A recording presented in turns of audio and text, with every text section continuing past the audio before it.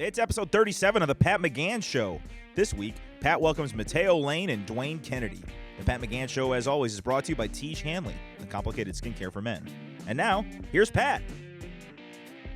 All right, we're back at it. We are live in the Tiege Hanley Studios on the west side of Chicago. It is the month of May. May. Yeah. It is the month of May. Can you believe that? We got a great episode ahead of us. We're going to take a trip down Matteo Lane. That's our guest today. We got Matteo Lane here. I'm fired up about this. Good dude, man. Yeah. And right here, as always, getting to be always, Dwayne Kennedy. Yep. Good to see you, bud. Down memory Dwayne. Oh, man. I love that, man. We didn't even tee that up before. No, you know what I mean? This is the energy we get on a Friday. Yeah. Guys, we're here recording on a Friday afternoon because Matteo's in town. He's doing the Chicago Theater tomorrow night. Whoa. And he agreed to come in here, which was great. It worked out. And Yeah.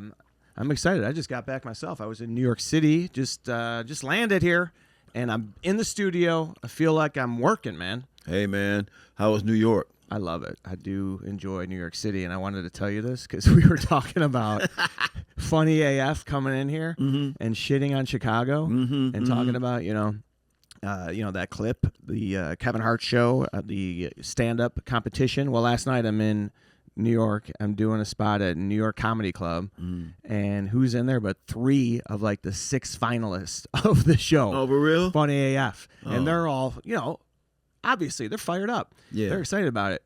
And I brought up to the manager there. Do you know Jen, who used to work Caroline's, and now she's at New York Comedy Club? No. She's so sweet, man. Yeah. And well, anyway, she was like, oh, yeah, they did not like what they saw in Chicago. And some of the comics that were around were like, yeah, well, So even again, I was like, for real? Oh, now I'm feeling it in person. Yeah. Did So you have to put up one of them against the wall? Listen, let me tell you something. Well, I just said I didn't know. I heard that a lot of them were actually from Chicago or in the Chicago scene, that they just happened to audition in Chicago. But it was cool to see these comics doing their thing. They're getting ready for this show. Were they funny? I didn't get to see a lot of their. That room is tight. Yeah. So you're not really in there. If you go in there, you feel like you're in the way. Mm-hmm. So I heard them all getting a great response. The crowd was great. I mean, they were really. Some of the crowds, you never know what you're going to get. You do spots in New York City a lot more than I do.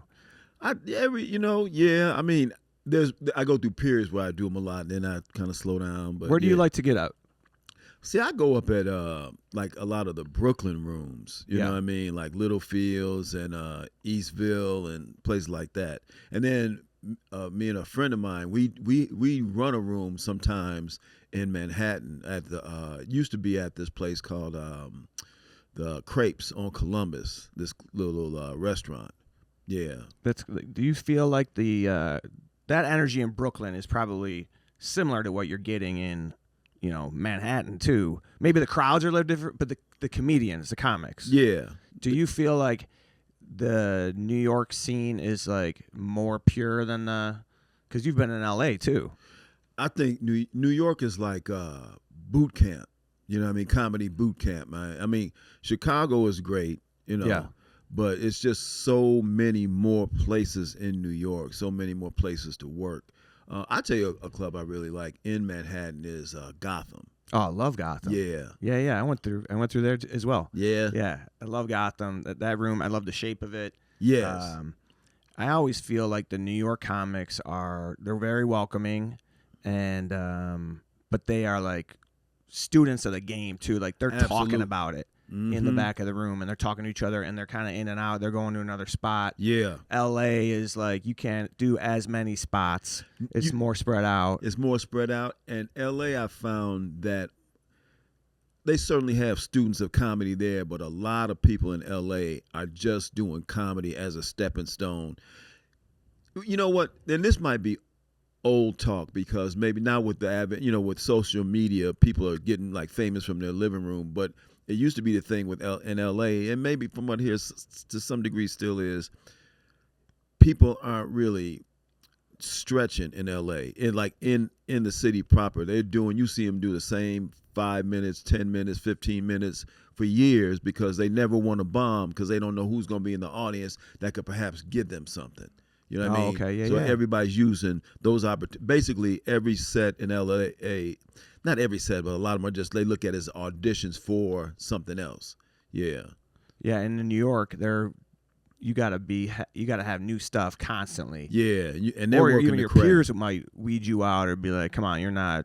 Yeah. That's the vibe I get. Yeah. I mean and maybe it's shorter sets there, and because the New York style, and this is old talk too, maybe is more like bam, bam, bam, like it's coming at you a little bit, you know, quicker. Yeah. And, less time between laughs. Maybe there's some killers out there in the New York scene, man. Yeah. And I saw it last night. This room was packed on a Thursday, and New York Comedy Club, they have about 4 locations. That's the other thing. There is such a concentration of clubs in that area, which that's always what I wanted to do, is like have a couple weeks in New York City and doing like 6 spots a night, bouncing around. Yeah, that would be a good time. Yeah, man.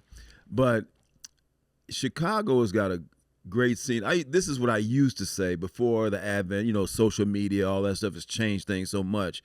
But I used to say that Chicago was a great place to get good, but not the place to get famous. Yeah. But now with social media, you can get famous from Chicago, just, if you got a phone, But I think that, in my opinion, I think on average, there are probably more good comedians in New York than Chicago. Yeah. Only because there's more spots to work. Do you know what I mean? Oh, yeah. Yeah. I always felt like Chicago was a place to get good, and New York is a place to dress up as Super Mario Brother and stand in Times Square and charge people $5 to get your picture taken away. Chicago's a place to get good. New York is a place to get disappointed. New York is a place to get suicidal. New York is up for grabs, man. Man. I stayed there in Times Square. I was kind of freeloading. Kim had a work thing out there, and I'm like, I'm going to come out and do some spots. But so you're staying in Times Square, and that is just a scene, dude. That's a madhouse, brother. And you still have all the legit stuff going on too. Like, you can't avoid it. If you're going to a Broadway show, if you're going to a Colbert taping or something, you got to walk through that trap. And depending on what time of day. Man, when I was a kid, before I don't know how you felt, when I used to see movies about, this is, in a sense, why I like being from Chicago, in a sense, because Chicago's a big city, but it's not New York. Right. So it's like Chicago's like a prepper course, you know what I mean? But I like going places like New York or LA, not being from there and experiencing that from the outsider's point of view. But when I was a kid, man, I would see movies or TV shows about New York, and I'd see all those people. I just thought, they're doing that to make it look better. And then I got there like, this is real. I thought about it yesterday, walking out there.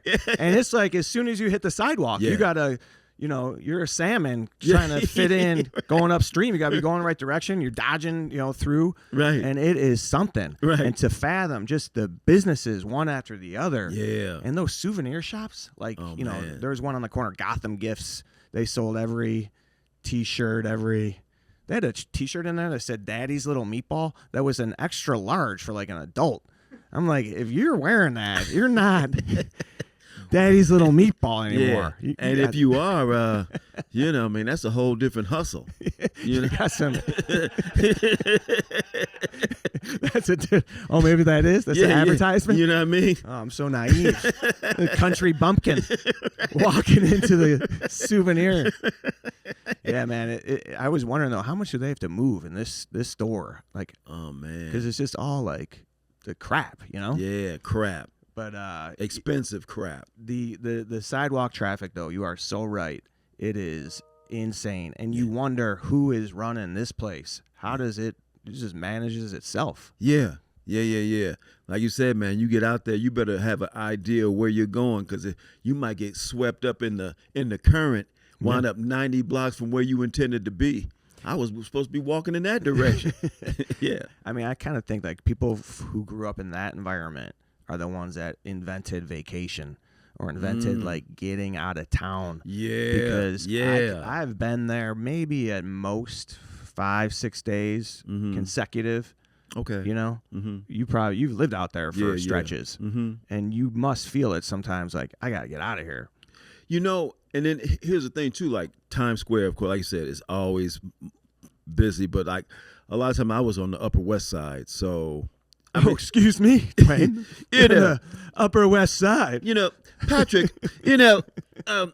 Indubitably, I. Just talking about this with my doorman. We were out front. Right. We were both out front. I was filling an application, and man, let me tell you this, Bob. When I was in New York, this was 2012, and I was writing on Totally Biased with W. Kamau Bell, Yes. whatever. And I was making, man, I was like Writers Guild. I was in the union. I may have told you the story before, I don't know. And I was making, I'd say I was probably like $3,200 a week, maybe sometimes if I was doing stuff on air. Think about what you reported. Yeah, nothing. Anywho, Don't create it. Create it. Got to be untraceable. Right. Hey, you ever do the Pat McGann show? Yeah, I got audited from that mother. But so this is like 2012, 2013, and I'm probably averaging whatever 35, whatever. So I'm staying with a friend of mine. I was renting a room from him, which I still have that room. Yeah. But like across the street with these, You talking about Jeff Epstein? Yeah. Yeah. You know, rent was less expensive then. You know what I mean? So I was desperate. But he said he understood. You know what I mean? Made me wear a big T-shirt that said Daddy's Little Meatball. I was like, man, Jeff, you sure? You know, he said, that's all I got for you to sleep in. Okay. And then jokes on him, I didn't even sleep. But, so I was like, let me go across the street. There's this huge apartment complex across the street. Let me go over there and just see what they're talking about. I'm working on a TV show. I'm making all right money. Man, I went across there. I said, so how much, what are the, apartments run? Well, our studios are $3,000 a month.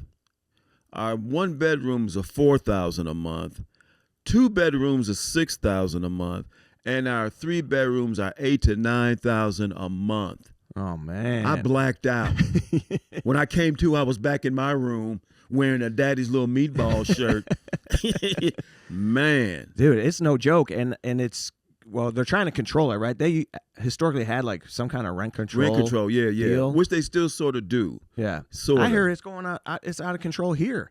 People are outbidding each other. They're bidding wars to rent a place. Yeah, man. This is sort of getting like New York. I mean, it's certainly way more expensive than it used to be. Obviously, everything goes up. But yeah, downtown and some of the areas here, man, it's ridiculous.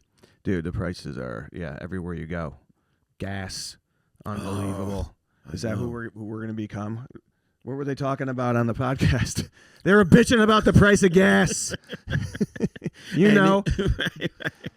No, but it is a good time to get into New York City. I always enjoy going there. Yeah. And as a comic too, you always feel like this is it. This is where what you want to be doing. Mm-hmm. And then they had the Knicks game on there last night. I'm not really following the NBA playoffs. I might jump in here as they get down to the final four, the conference finals or something like that. But anyway, I happen to see, and I don't know what kind of records are broken, but dude, in the second quarter of this game last night, did you see this?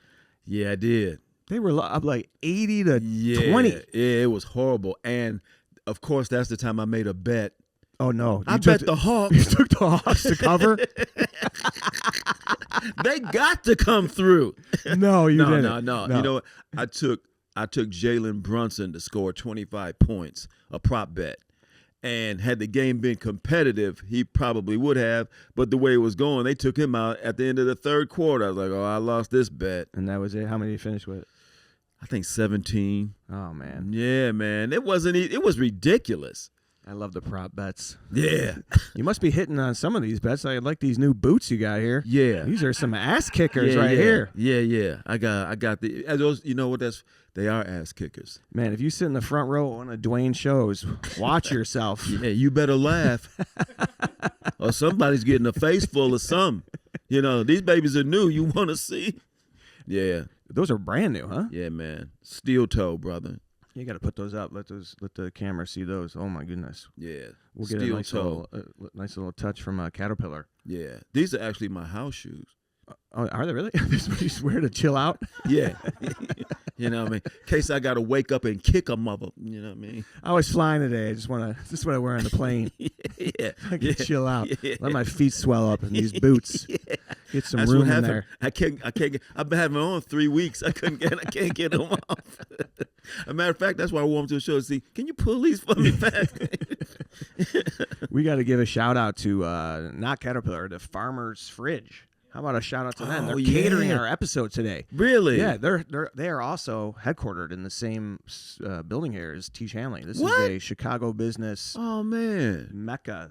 This where we're at. Yeah. So they came through. It is funny seeing the real healthy people at a vending machine. I know. When you see them up there, they always stop there before they refill up their water. Yeah. Are you good at that? Do you bring a refillable water when you travel? Nah. Do you? Oh, I just got my text here. Here we go. Oh, our guest is going to be here in 3 minutes. Okay.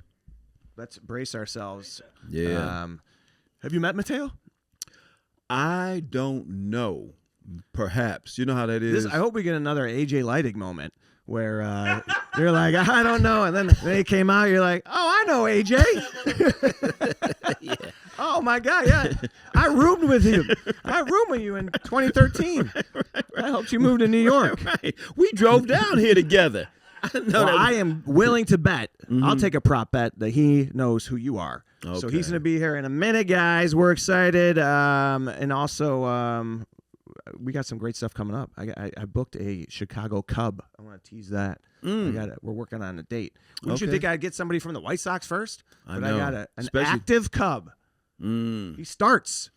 So you just gonna bring him in here and just glare at him? Yeah, I'm gonna reach across the aisle. That's what the show's all about. Yeah, reach across the aisle. I'm gonna ask him if he moisturizes. Yeah. I'm gonna get him to put some Tiege on his bat. Yeah, you got to get a White Sox. They're having a decent season, man. Dude, Munetaka Murakami. Yeah, how about this guy? He's leading the majors in home runs. Yeah, that's what's always great about the White Sox. Even when, if they're struggling, there's always something to talk about. Right. They got the Pope. Now they always have like a personality. Yeah, something like that. Right. I'm actually doing Chuck and Ozzy tonight. I'm going to be on with Chuck and Ozzy. Oh, for real? Yeah, they're doing like the West Coast games, so doing like the late night show. Okay. I didn't know this. Their studio's at the United Center. They just moved over there. Okay. Because they were always down by like close to Merchandise Mart. Yeah. Oh man, Chuck. Okay, I'm gonna put a prop bet on that. Oh, you can also put a prop bet on me getting Chuck and Ozzy in here. Yeah. Because that's why I'm doing it. I know that's right. So Chuck and Ozzy, you know what I mean? One hand washes the other. Yeah, right? Yeah. All right, I'm going to go meet Matteo, and we will keep things rolling here. Hey, guys, quick question. Are you washing your face with the same soap you wash your car with? Do you shower in the driveway, too? It's time to step things up. That's why I like Tiege Hanley. It's a super simple skincare system made for guys. Cleanse, moisturize, exfoliate. It's all laid out so you don't have to think about it. Just a few minutes a day and your skin actually looks better. Head to Tiege.com/Pat for 40% off and a free gift. Start taking care of your face like an adult. That's Tiege.com/Pat. All right. Here, Matteo Lane is joining us, bud. First of all, thanks for coming in. It's good to see you. It's been a while. It's been a minute, as they say. Yeah. In the streets. But, dude, I'm just looking at your schedule. It's a lot. It's insane. But it's fun. You got the Chicago Theater this weekend. Yes. Congrats, by the way. Thank you. That was phenomenal. Thanks. But then you're from here. You're teeing off. You're going to Italy. Yeah, I have 4 Europe tours this year, so I'm doing Italy. Bologna, you're doing Milan, the Laugh Hut Palermo. in Bologna. Yeah, I'm doing the Ha Ha Hut in Milan. Right. Doing the Funny Bone in Palermo. Right. Holy cow! Teatro Santa Cecilia in Yes. Palermo, Italy. Yes. The Teatre Coliseum in Barcelona. You're supposed to say that like Barcelona. that. Barcelona, right? Dude, have you done these spots? I've done Italy. I've done Rome before in Milan, but this is a big theater in Milan, so these are all they're much larger venues. But it's fun. I mean, it's crazy to I was just in Spain. I was in Spain at a theater where they do The Lion King, so I'm just performing next to Zazu. It was so weird. But I loved it. But it's crazy that there's 2,000 people in another country that are coming to see you. It's such a bizarre feeling. I mean, since I've seen you, and we'll get into how you're from Chicagoland area. Yeah. You started here in Chicago, but you took off for New York around 2012 I moved to New York. Now you've blown up, dude, and I'm so happy for you. This guy, you got 1.9. I was thinking about this. You have 1.9 million followers. You do? Or something about that. All right, but perspective. That's like Houston. That's like the city of Houston, right? You got people happy with having the population of Oak Lawn following them. Oh, Oak Lawn. Dude, this is a meteoric rise. And like you said, to be able to pack these places overseas. Right. And you're kind of destined to be this guy because you have this opera singing in your past, so to be doing theaters in Italy and Spain, maybe this was I should have been more specific in my wishes when I was younger. But yeah, I mean, it's cool. It's I don't know. I just kind of don't think about it until all I concentrate on is I want the people who bought the tickets to have had a good time at the show. So that's pretty much it. And then afterwards I can think, oh, that was cool. I did Radio City or you think about it afterwards. Yeah. But in the moment you're just trying to think about someone got a babysitter. People bought these tickets 4 months ago. This was, you're just trying to be a good entertainer and make it worth the tickets. And then they'll come back next. It's business, art, pleasure, all in one. Yeah. And you have a kind of a lot of threats on stage. I remember seeing you, and you do get musical sometimes. You have this singing background. I haven't. Can you talk about that a little bit? Sure. Kinda. Well, that was the first joke I did. I haven't sung on stage in a long time. But I had my first joke that really hit at open mics. And if you're a comic, you know how important open mics are. They are. They're the best thing ever. And do you go to places and work stuff out? I do not. I do not. No. You just work it out during your shows? Yeah, no, what I do now is I kind of go in waves. So right now I'm showcasing. So every weekend I'm getting the hour is, fine tuning it, let's say. But when I'm in writing mode, I'll be, let's say once I finish my hour, I record it, it's done. And then I just go back to the cellar and I ask Esty, I'm like, hey, I'm writing new material. I'm going to put in for spots. Give me as much as possible. And she's really wonderful and she will. So I'll do 22 shows in a week.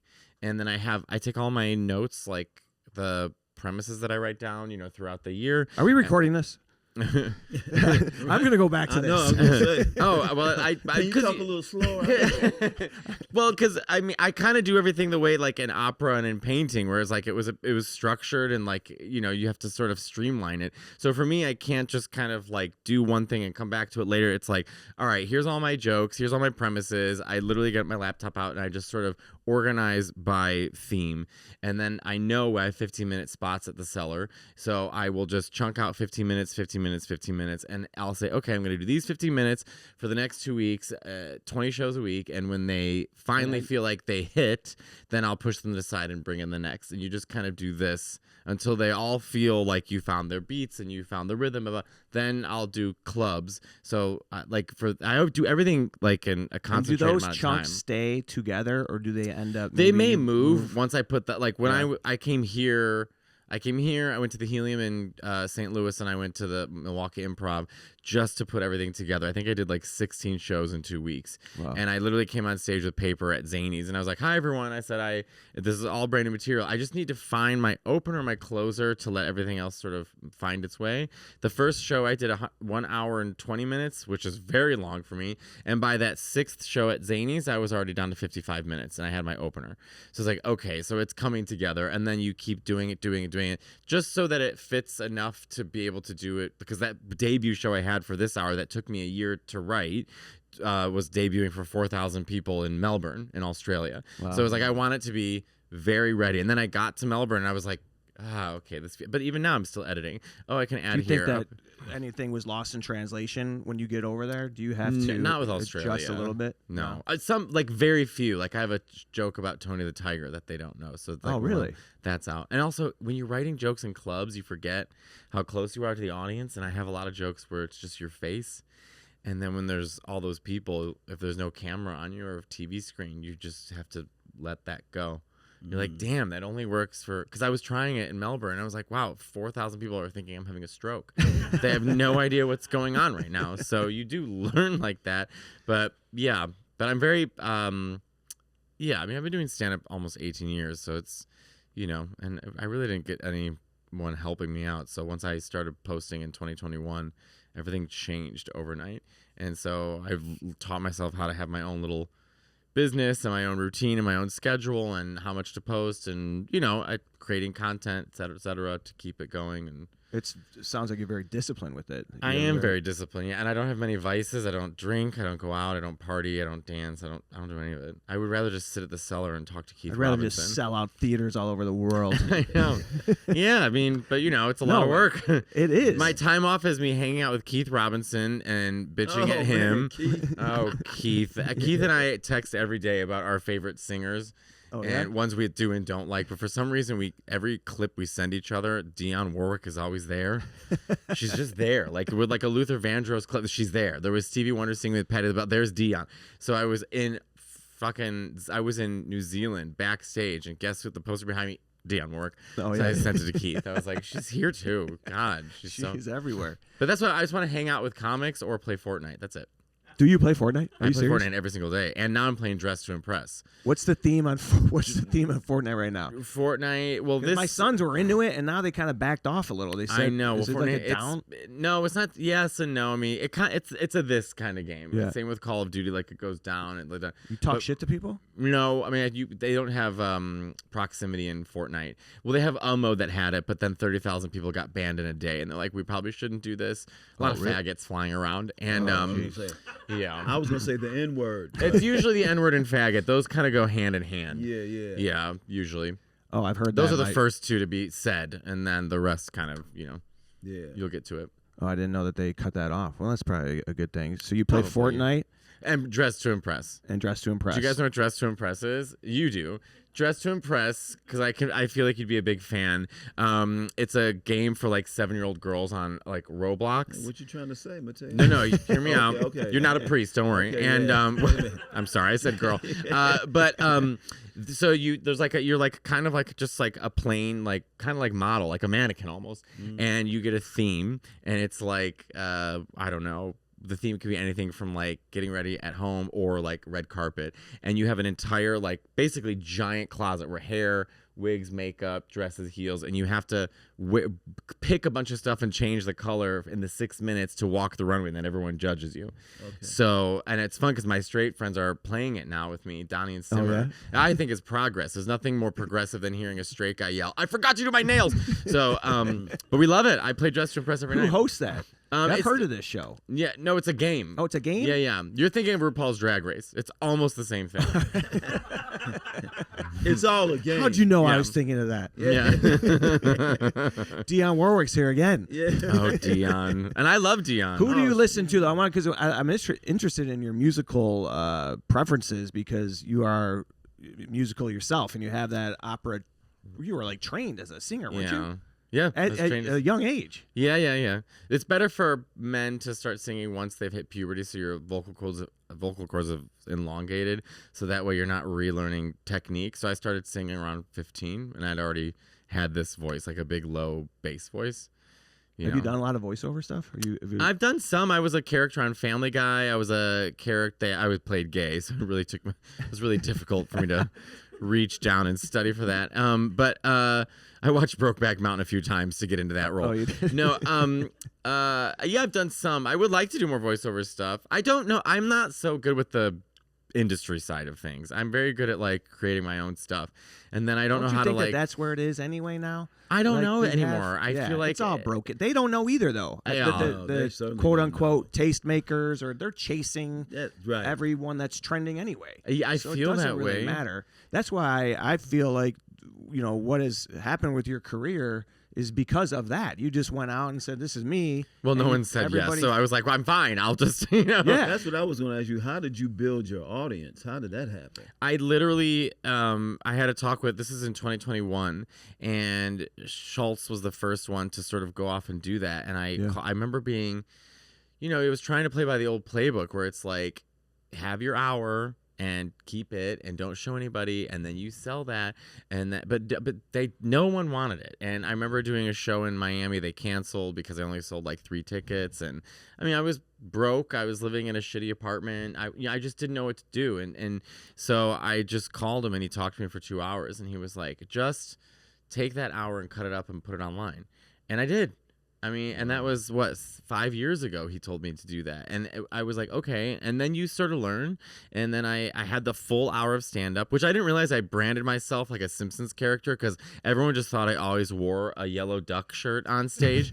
But I was like, it's the same show, you idiot. Like, you think I went up on stage for 1 minute and rant, but then people don't know. You know what I mean? Like, we think they know, they don't know. But anyway, so I like had the yellow duck guy. Yeah. It was some like Quebec like duck. I found it me and Caitlin Peluffo found it in a Buffalo. I just saw her last night. We were just talking about her at the top of the show as she's one of the finalists in Funny AF, right? I have to say, I cannot think of anyone more talented than Caitlin, or nicer.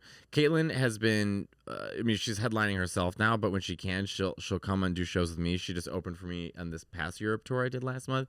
She is so phenomenal, really? So funny, so nice, so caring, and I just love that.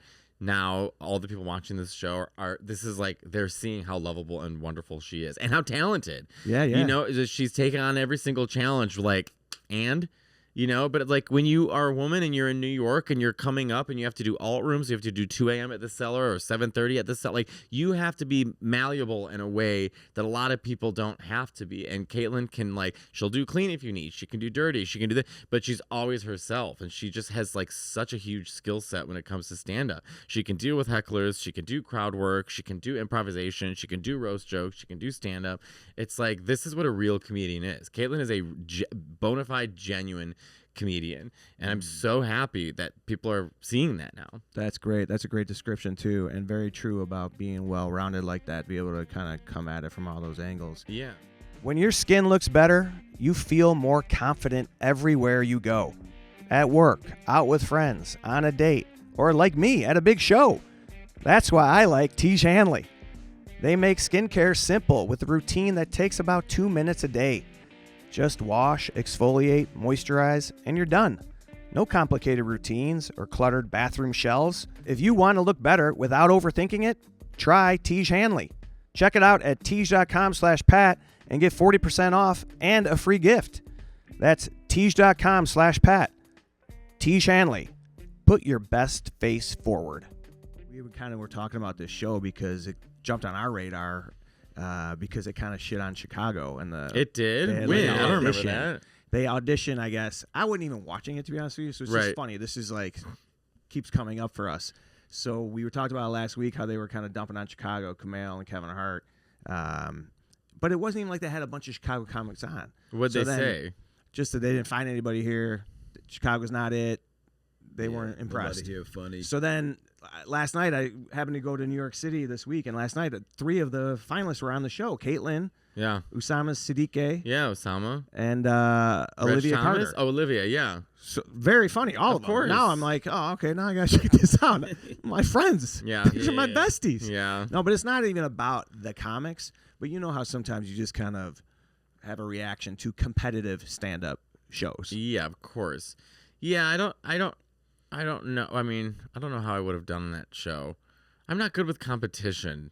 Me unless either. It's right. I don't like it. I don't like it either, unless it's dressed to impress.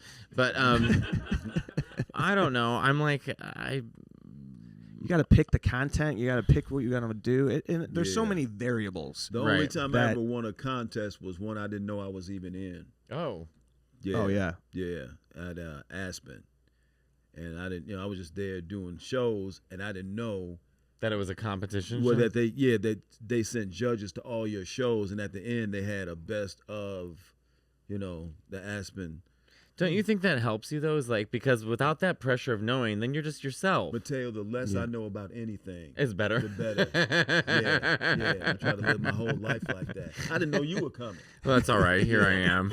Je suis là. Yeah. Bonjour. Yeah. You know. But I think Chicago's a great scene. You can always tell a Chicago comic. Yeah. There's always a little bit of.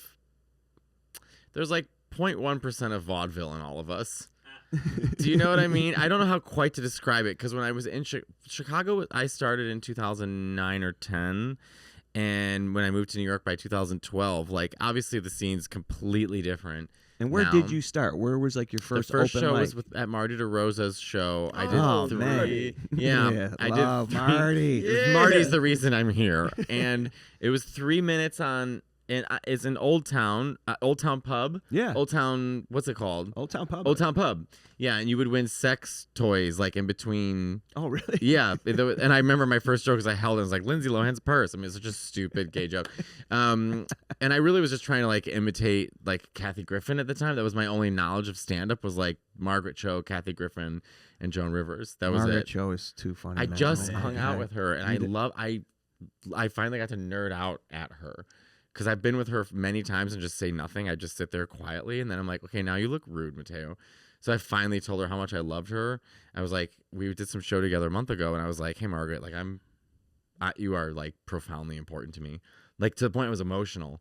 And her friend was like, almost like didn't believe me, because I think so many people say that to her. I said, I know all of your material. He goes, well, tell us your favorite joke. And I jumped so quickly into my favorite Margaret Cho joke. Which is what? Okay, she was talking about doing All American Girl.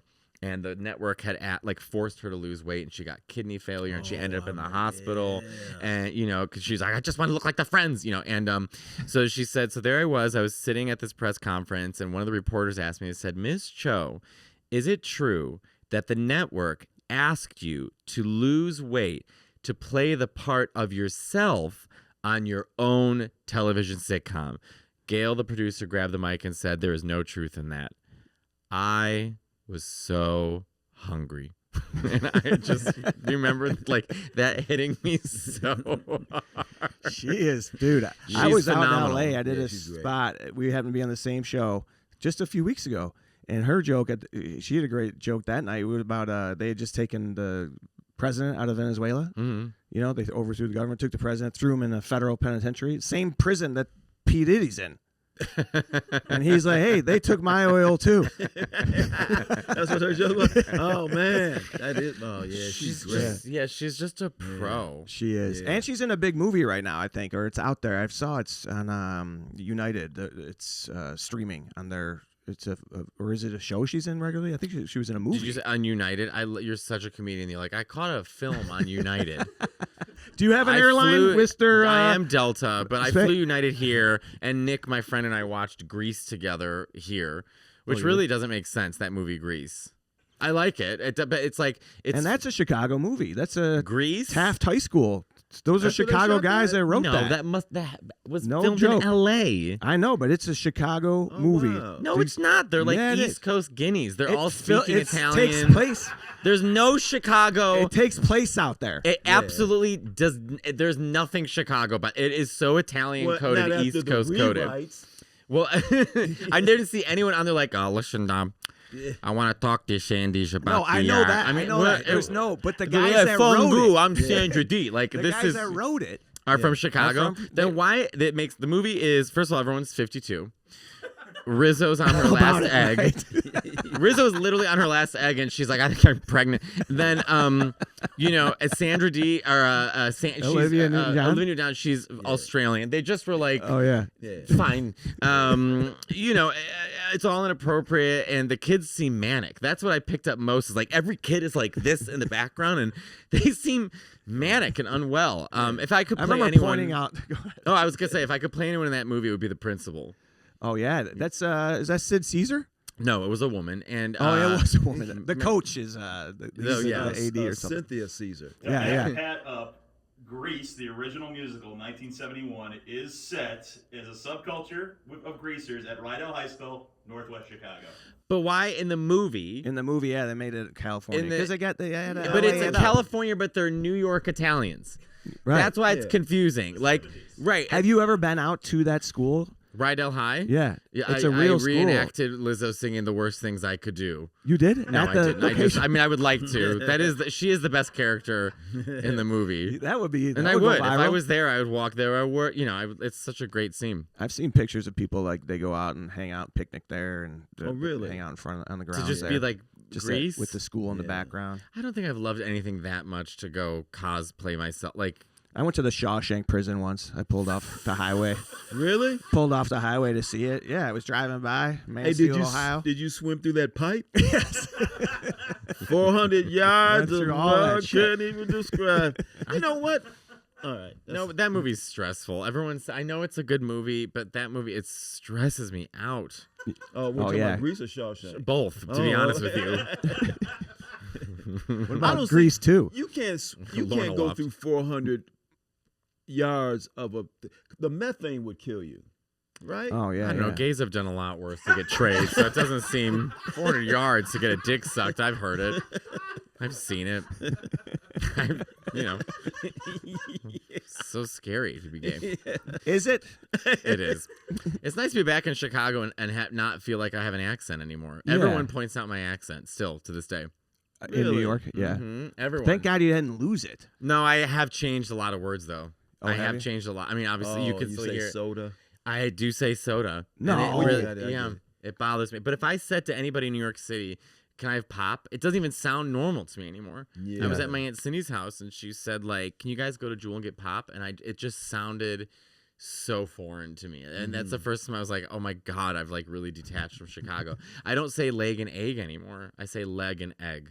Oh, you do? Oh, People wow, don't know really? because they don't know what I'm talking about when I So- say I'm doing legs at the gym. So now, when you come back here, we sound like a bunch of Hicks and Rubes. No, not Hickson. No, more. That's just Chicago. Like it's its own specific thing. I feel not like I hear like, Well, listen now, y'all come down to the salon and get yourself a Diet Coke. like it's not like that. Well, But it is funny to hear everyone be like, "Mom," Oh yeah. you know, Very, "cat." The most Chicago word ever that everyone makes fun of me for is I'll spell it. It's DOLL. Oh, doll? We Doll. say it the exact same. Doll. Everyone thinks I'm fucking crazy when I say it. They're like, "What?" How are you People supposed to stop say me. it? I don't doll. I say Doll? doll. Is Doll? everyone here from Chicago? Where are you from? I'm from Michigan. But how do you say it? Doll. So that's how they Oh, say it. doll. Like the British. Doll. But Doll. then here's the thing too, though. There's a distinction between white Chicago accents and black Chicago to Yes. some degree, because there's black folks in Chicago sound more country. Right. When I was in New York one time, and I'm thinking when I was first there, I'm from Chicago. It's a big city, and I was talking, and some New Yorker, "Hey man, you sound country." I do. Oh, really? Yeah. Where you from? The country? I'm from Chicago. New Yorkers think everybody who's not from New York is from the It's country. from the country. Oh, They yeah, do. yeah, Yeah. Marina Franklin. You know Marina Franklin? I do. She does a great impression And of she's like, from Chicago. She's from Chicago. Yeah. She does a great impression of like, you know, Portillo's when they yell at your number like 7-5, see you in you know, whatever. Oh, yeah. She does a great impression of like a classic Chicago girl yelling all your numbers. Oh, If you yeah. ever see Oh, and her ask her to rhyming? do it, it's All fucking rhyming it? hysterical. A lot of guys already trust Tiege Hanley. They've shipped over 3 million boxes and have more than 24,000 reviews, averaging 4.7 stars. In fact, 91% of customers say they'd recommend it to a friend. People only talk like that when a product works. If you're ready to upgrade your routine, check out Tiege Hanley and face the day with confidence. Head to Tiege.com/Pat for 40% off and a free gift. That's Tiege.com/Pat. Yeah. But no, I mean, I do think moving to New York, if you're from Chicago, New Yorkers sort of look at you like, "Oh, okay, you get it." Where do people goof up your name more if they see it? Like, do you get like Matteo here? I used to at open mics here before anyone knew me. I'd be at Lottie's on a Tuesday, you know, waiting to go up, and then people were like Matteo Lane. It would be like me and Ray Hollab doing all our open mics together. Matteo Lane. No one is Ray. Where's Ray? No one makes me laugh harder in the world than Ray Hollab. He's a comic too. Like comics stop to watch him. Oh yeah. There's sometimes some of Like his Junior. bits. Right. There's some bits that Ray does though that just like I'm like weeping, and I remember being in the back of Lottie's. Oh man. Crying. Oh, That my is the God. fun thing about consistently. does he still do the Michael Caine? him and I did that at an open mic. There was an open mic near Timothy O'Toole's on Wednesday because we never went to Cole's. We weren't cool enough. I talked to River Butch about this all the time, and he was like, "Yeah, you never came to Cole's that much." I was like, "Oh no, I was with Ray Holub and Choxy. We would go Wednesdays at this is like in 2010, and we would go to an open mic near Timothy O'Toole's, so downtown. Oh yeah, and they allowed you to do 5 minutes, and there wasn't that many people on it. And so one night, Ray Holub had these glasses. And he was like, he goes up to do his Michael Caine impression. What I love about Ray is he loves how the uncomfortableness of it all. I love how I turn my phone off and people still get through. That doesn't even make sense. That might be our next guest. My friend Francesco De Carlo. My opener's here, and he's from Italy. Anyway, I'm getting him deep dish pizza just to watch. And but Ray Hollywood got up there and he put these glasses on and he just goes, everyone, this is my impression of Michael Caine. Never blink, never blink, never blink, never blink. And he did that for 5 minutes. The host was furious. People didn't get it. I couldn't he did it for me. I was laughing so hard. Light up the back of the room. Oh my God. He had a bit one time about, I don't want to give away his bits, but he had a bit one time about like aliens. Have you heard this bit?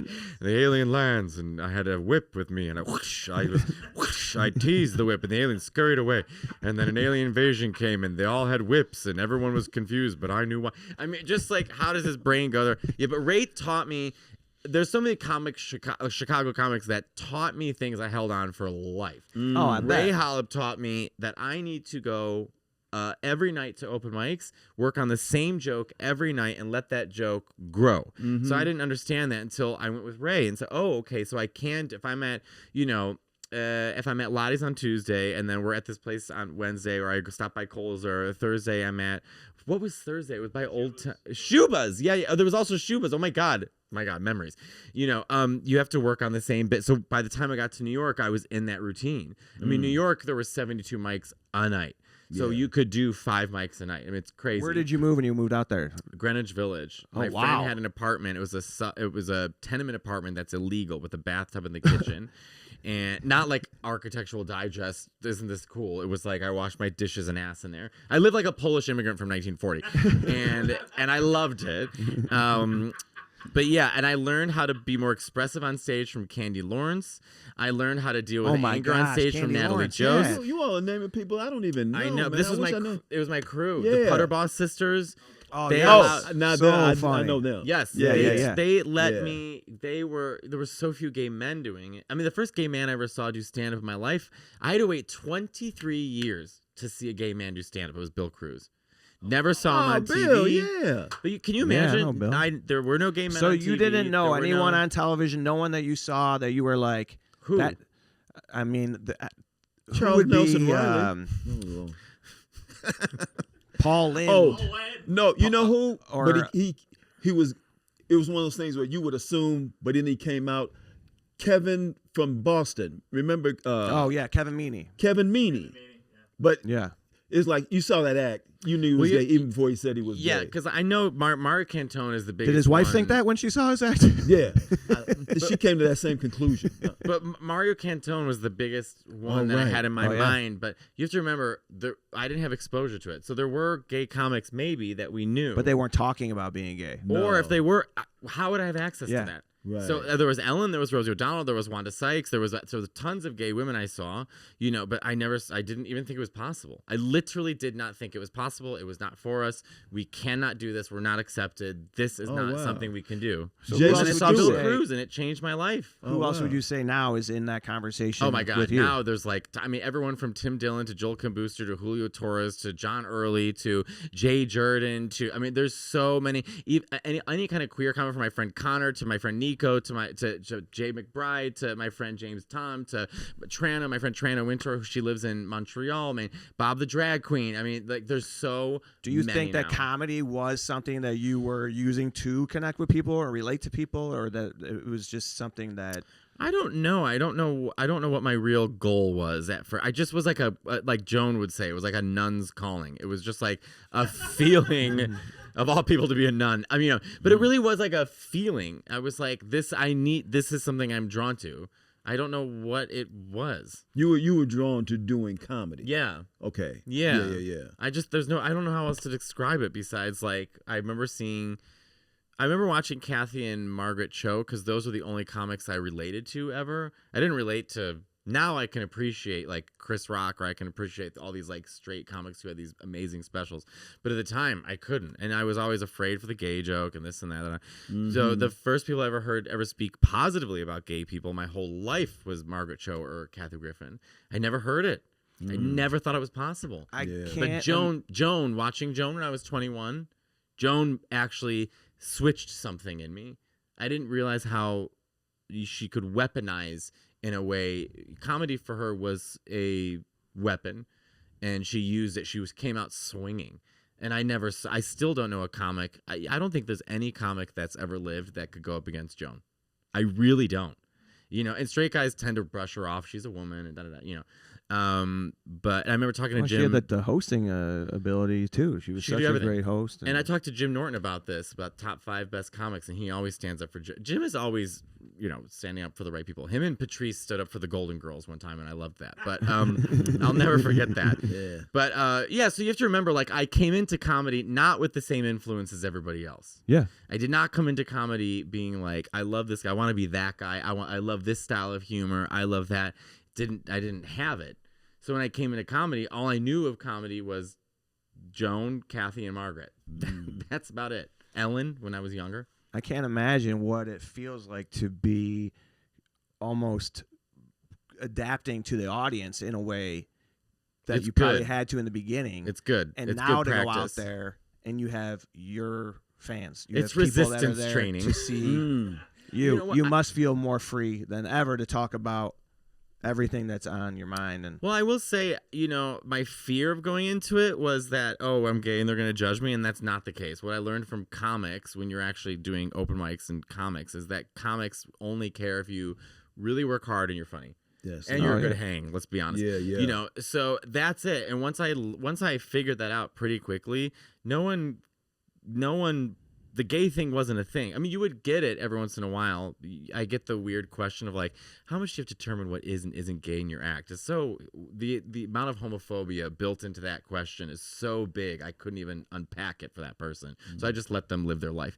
But I really feel that my experience overall with comics, and I was surrounded by predominantly straight men doing stand-up and women, was a good one. And it also taught me, like, okay, like, I have to convince these 60 comics what I'm trying to talk about. This is something they're not familiar with. How do I get them on my side? How do I make these people see how I see it and then relate to me at the same time? So because I didn't hit until 2021, that's a long time to constantly build a bridge to audiences. And I enjoyed that because I really feel like, in a very small way, I really think we're so instilled with so much fear about the other that, you just kind of sit in your own echo chamber. But people come and they see someone who's funny and it's not what they expected. It shatters their idea of what it means to be gay or trans or black or whatever. And then they leave that comedy club, and the next time they think about a gay person, they don't think of what Fox News told them. They think about what they felt in that moment. So it allows you an opportunity, comedy, to show people you're more alike than you are different. And that came from just having to do clubs for so long. don't you feel that is more than ever what people are kind of flocking to comedy for, is just that truth, that realness? And, sometimes. And you have, like, to be interacting with people after the shows, and what are they saying to you? Like, man, I found you online, or man, you've inspired me to do this or that. I'm sure that you're having this effect on people. Yeah, I do. It always feels nice, but I just kind of, You sell any merch? No. I hate merch. I had to, like, I bought this, whatever, long story short. Merch really stresses me out. I don't do it. You don't sell it, or you don't? I have merch. I bought it years ago, and I'm just trying, but please just get rid of it so I don't have to look at it anymore, and I'll never do merch again. We have merch for my podcast. Nick's in charge of it. I just don't want to deal with talk it. about your podcast with your friend. Is it called Best Friends? No. It's called I Never Liked You. And it's me and my friend Nick Smith. Friend, loose term. He's a person that I know. He looks like the Slender Man in a pussy blouse. And has no real knowledge of anything, and he's insufferable, and we do a podcast together. That's brilliant. Yeah. Here I am trying to team up with a friend of mine. No, it's better to do with someone an I enemy. respect and enjoy. That was your first mistake. Man, I never liked you. Fuck. Man, I know, man. I could have everybody on that show. Yeah. That'd be a long. Let's start with that ref. I had a story last week about this ref. I coach grammar school basketball. Cool. And I, sometimes I bitch about a call, but this ref is trolling me online. But he hates everything I post. And says I suck. Ref? A ref. A ref. A grammar school ref. Someone who professionally watches a game. I can't even think of how humiliating that is to put that shirt on to be like, I'm not as good as everybody out here, and I think I'm better than the person sitting in the. You're doing nothing that I can't do in the audience. I know. I want to just humiliate him. What's his Can name? you paint an unflattering picture of him? Because I've seen your artwork, dude. That was I another don't think thing I have that to you paint did. anything. It sounds like he already just hold up a mirror. Do you do you still draw, paint? Not as much as I used to. The skills are still there, but I mean that's what I was storyboarding television commercials and fashion ads as a profession. And that's what moved me to New York. So I would draw. What is happening? Yeah. How many things do you do, Matteo? Well, you were educated here at the Art We'll get Institute. to anal in a minute. Did you go to school? I went to school, the School of the Art Institute of Chicago. That school changed my life. It's the hardest art school to get into. There's only 1,700 kids. We have no money, my family, and I brought 5 drawings and we got in. Of course, my dad had to get loans. I paid him back. And So wait, how old are you when you're applying for the 19. art? 19 years old. Yeah. You brought 5 drawings, yeah. of what? What were the drawings of? Well, I went to community college. I just went for like a semester because my mom wanted me to. I didn't get good grades in high school because I didn't show up to class and I just didn't care. And that sounds about right. yeah. And look what happened. Didn't even matter. I should have at least tried a little bit. If I could go back now, I would have enjoyed it a little bit better. But I was gay and closeted. Yeah, because you're 30 something. Yeah, you dominate in there. Yeah, sure. I'll be like Adam Sandler. What was that movie? Billy Madison. I just go through all the classes again. They'd call me faggot still. And they weren't wrong, really. I look back now, I'm like, they were onto something. Tiege Hanley has changed my life. My skin has been amazing. We're the #1 men's skincare routine in America. When I got here, they go, we're just waiting for the podcast guest. We know you're here for pictures. They thought you were a model? Yeah, you guys, he's glowing. In fact, Nate Bargatze was like, your skin's awesome. Just like, I look forward to I'm washing my face before I go to sleep. I think we haven't had any 40-year-olds on the podcast. And I said, I'm 50. And everyone goes, what?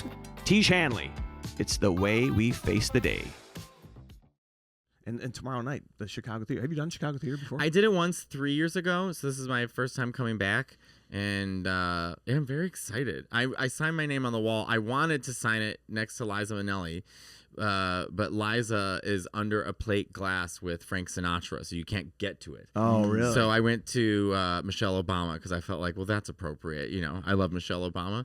Now you get to sign it again. I am going to sign it again. I'm going to try and find Katie Lang and sign it next to her. Oh, there you go. Or Annie Lennox if she's there. I love Annie Lennox. Yeah, All the gay yeah. icons, really. You also mentioned you did WGN Morning News today. I We have a did. big connection there with this show. We've had a lot really? of that. Yeah, we've had. How exciting to WGN. Dude, that show, we always say that's one moves the needle. Like people are really, I don't know what Chicago's gonna do if they ever lose that show. Well, I feel like WGN is so Chicago rooted. Like it's the funny morning show. Like they're kind of more loose, Yeah. Tom Skilling was on WGN, wasn't he? Oh yeah, yeah. Right. Tom Skilling, the weather guy, right? Yeah. I remember once at Pride in I don't know, like 2008. Tom Skilling was on a float. I was so starstruck, and I remember him waving. He was so excited. But that's a memory I have.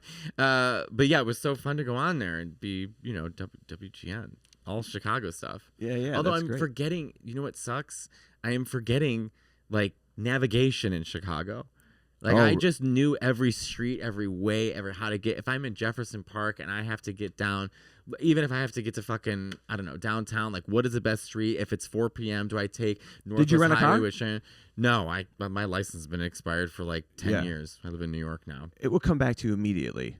I know. getting I just around. like a diversity or division. Now I'm forgetting. It's like, okay, I can take Broadway up, but is that Sheridan? Which one's Sheridan? I forget. Then it was on Western today. It was like, no, Mateo, Western runs north and south, and it's west of Ashland. And but it took me so long to remember that because now I only think New York streets. So How like, long did it take you to learn to navigate in New York?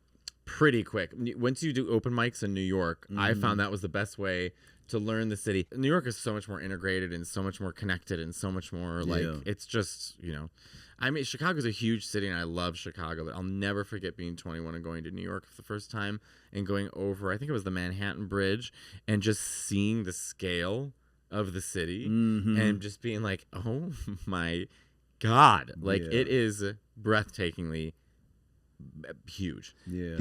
All the impression and a lot of stuff that growing up, my perspective was like outside of like the Bulls and Michael Jordan. And at that, New York was always like, it was about the Yankees and the Knicks to me as a kid. And that was the rivalry. I sat courtside at a Knicks game. Sam Morril brought me. Oh, you did? And they were playing the Bulls. Oh, and nice. I do not know who won because I was staring at Anne Hathaway the whole time. They did. Okay. They were, the Bulls bad. I mean, the Bulls are like right there. But they always play well at MSG. They've always played well there. They were like this far away from us. And Sam is like crazy at these games. Like he was unhinged. Like he's a huge Knicks fan. Oh my God. He was like, oh, fuck this and da-da-da. And like one of the Bulls guys was like, come on. Like it was even like, Sam's like, all right. But I heard the ref said, it's not that serious. Literally. The ref was commenting on his shit the next day. A year. He was counting his money. I mean, I love Sam Morril. The fact that he was just like, you want to come to a Knicks game with me tonight? I wore his jersey. It was too big, so I was cuddling it. Like, it was that's great. Yeah, he is a good dude. Yeah. I was just telling Pat that I think it's cool to be from Chicago, to be able to, because we can go to New York or LA and it'd be a new experience and you can see it from an outsider's perspective in a way. You don't grow up with it, so you're not just inured and indifferent to it. Yeah. But as a Chicagoan in New York, I feel we were given enough skills to navigate New York. Chicago is like a New York starter kit. It's training wheels for New York. Yeah. It really is. Yeah. I agree. Well, you have gone there and taken off, man, and I am so excited for you, dude. Is that it? Are we ending? Amazing. It's done? Well, I got to go pick up my kids. I would go forever. You have a life. I still want to know more about building that audience. And you got So what will you do tonight? What will you do tonight with the show tomorrow? Well, Francesco DiCarlo, who just did the Tonight Show, everybody, he's from Italy, and he's never had deep dish pizza before. He's never been to Chicago. So I was like, all right, we're going to go to Lou's. I know I could go to Pequod's. Let's start classic. Lou Malnati's, and I'm not doing Gino's or Giordano's. I'm not even Gino's. Can you imagine being brought to Gino's East to eat food?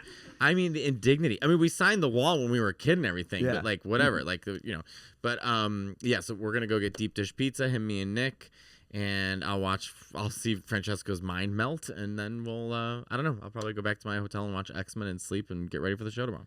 Good deal, man. That's great. And then you got all this coming up. I mean, get online and connect with Matteo. You be one of his million followers, couple million, dude. That's where you're posting most of your stuff.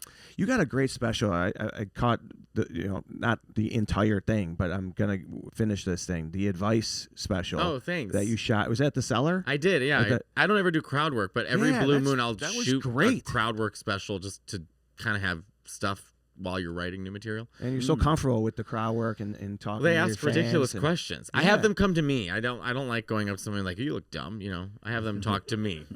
Yeah, that's awesome. And here you go to Italy, Spain, Belgium, Germany, and then back into you're going through Canada too. Yeah. Calgary, Montreal.